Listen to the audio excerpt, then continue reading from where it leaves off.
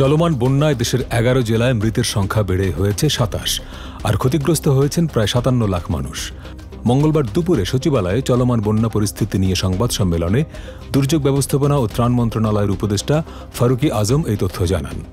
উত্তর পূর্বাঞ্চলে বন্যার পানি কিছুটা কমলেও 2 দিনের টানা বৃষ্টিতে লক্ষ্মীপুর ও নোয়াখালীতে বন্যা পরিস্থিতির অবনতি হয়েছে।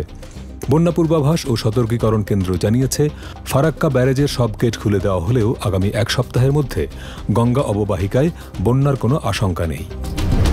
নারায়ণগঞ্জের রূপগঞ্জে গাজী টায়ার্স কারখানায় আগুন 32 ঘণ্টা পর নিয়ন্ত্রণে এসেছে। দীর্ঘ সময় আগুনে পোড়ার ফলে 6তলা ভবনটি ধসে পড়ার আশঙ্কা তৈরি হয়েছে। এ ঘটনায় কারখানার কোনো কর্মী হতাহতের খবর পাওয়া না গেলেও 173 জন নিখোঁজ বলে জানা গেছে। তাদের মধ্যে কতজন শ্রমিক আর কতজন লুটপাটকারী তা এখনও নিশ্চিত নয়। কারখানা কর্তৃপক্ষ বলছে, রবিবার বিকেলের পর 2টি গ্রুপে কয়েকশো লোক কারখানায় ঢুকে পড়ে। তাদের বাধা দেওয়ার মতো পরিস্থিতি ছিল না।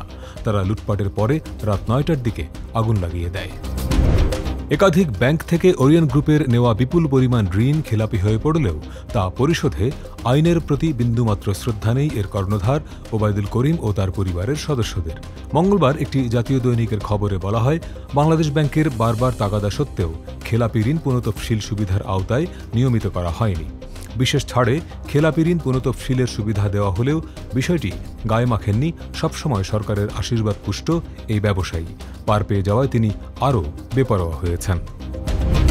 পশ্চিমবঙ্গের মুখ্যমন্ত্রী মমতা বন্দ্যোপাধ্যায়ের পদত্যাগ দাবিতে রাজ্য সচিবালয় নবান্ন ঘেরাও অভিযানে নেমেছে পশ্চিমবঙ্গ ছাত্র সমাজ। শিক্ষার্থীদের এই কর্মসূচি ঘিরে কলকাতায় টানটান উত্তেজনা বিরাজ করছে। শিক্ষার্থীদের নবান্ন ঘেরাও অভিযান ঠেকাতে পুরো শহরে 6000 পুলিশ মোতায়েন করা হয়েছে। 19টি যাত্রাপথে ব্যারিকেড দিয়েছে পুলিশ। নবান্ন ভবন জুড়ে জারি করা হয়েছে 144 ধারা। রাওয়ালপিন্ডিতে বাংলাদেশ পাকিস্তান টেস্টের মধ্যেই একটি হত্যা মামলায় আসামি করা হয়েছে ক্রিকেটার সাকিব আল হাসানকে। মুশফিকুর রহিম এই হত্যা মামলাকে মিথ্যা দাবি করেছেন। টেস্ট দলের আরেক অভিজ্ঞ ক্রিকেটার মোমিনুল হকও নিজের ফেসবুক পেজে পোস্ট দিয়ে সাকিবকে সমর্থন জানিয়েছেন। এরপর ক্রিকেটার এনামুল হক বিজয়, রুবেল হোসেনও সাকিবের পাশে থাকার কথা জানিয়েছেন।